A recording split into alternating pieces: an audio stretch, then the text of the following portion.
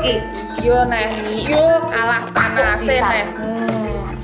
Iki nganti digoleki ket mau iki lho aku wis tuku ndok gek tak godhog dhewe. Lho. Iki tenanan ora Sri. Mosok ndoke gur papat ngono. Yo kurang oke lho. Lah piro? Kurang iki.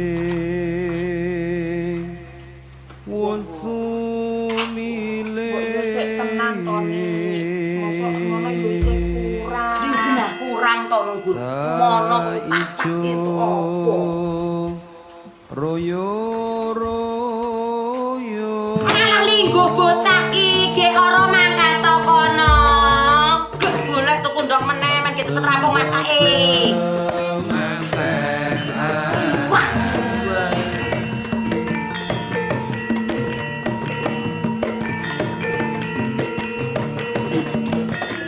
Sri! Sri! Wes banter gua Sri! Sri! Biyo kowe iki edan opo piye to, Sri? Lho tuku ndok kok semene banget. Iya to. Lah iya, nek semene mbane iku ora dipangan sak kecamatan to, Sri. Siang.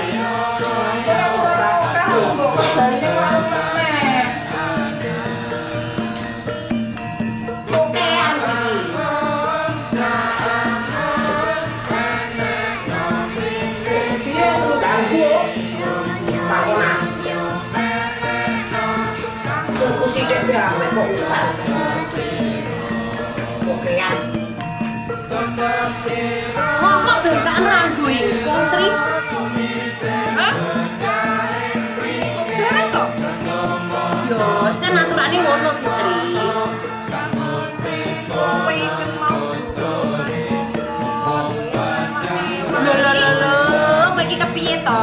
Aku ki nang kene iki kaya mau marah kowe, supaya ne bacaanmu ki iso berkah. Ngono kok ngomong aku guru ora ewang-ewang, kongkonan iki karepmu kepiye? Ya wis nek kowe ora gelem tak kandhani, wis karepmu kono. sik to. Sorry kepiye to?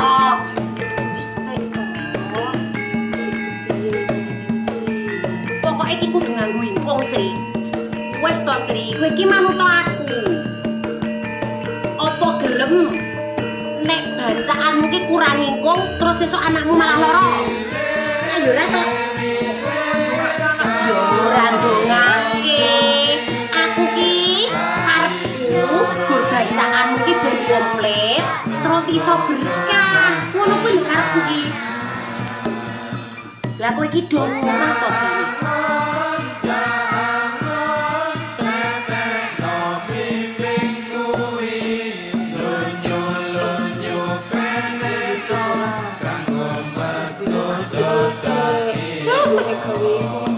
Sesuk kene nek anakku wis tak yo kene iki ora digablek manut duit.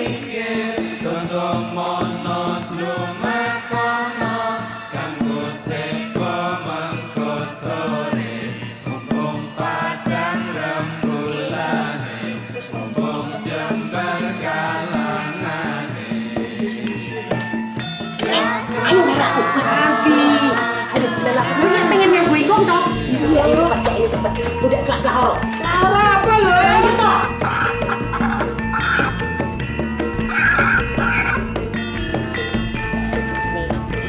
Sik tak rasake sik. Jamal meneh. Kira kok kianik semene iki.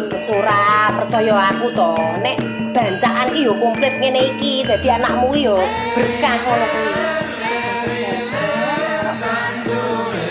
Nek bab ngentekke pasrahno aku wis, ya ayo digebrake sik kan. Wis gampang kok. Iki sapa ki kok? Kowe iso ora? Lah piye to kok aku ora iso?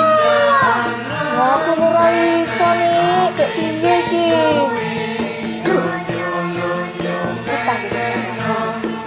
Duitku wis sempat goro-goro kowe. Kok aku ra sedo bancai anakku.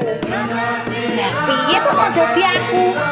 Anak-anake sapa? Sing bancai sapa?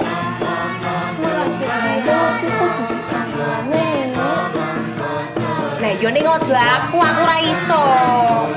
Kepiye? Sekarang Karepmu piye to? buh aku ya asli.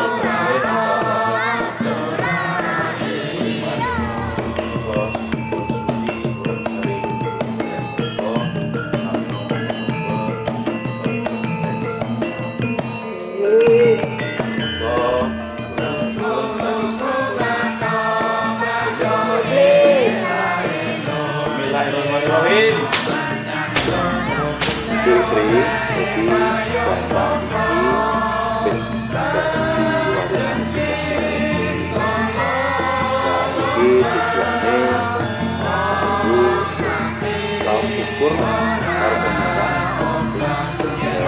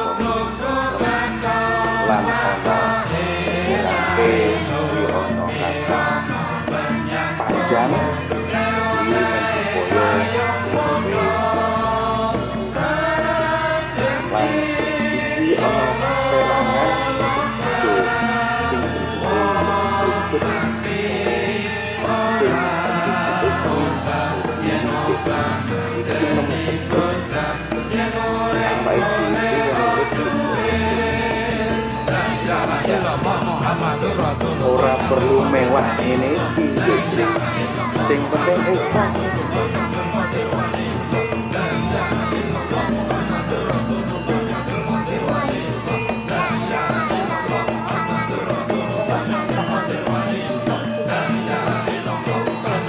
Ora industri kaya omongku mau jadi cukup sebuah sing luwih penting meneh dadi bacaan iki eling kok menawa arep iki rezeki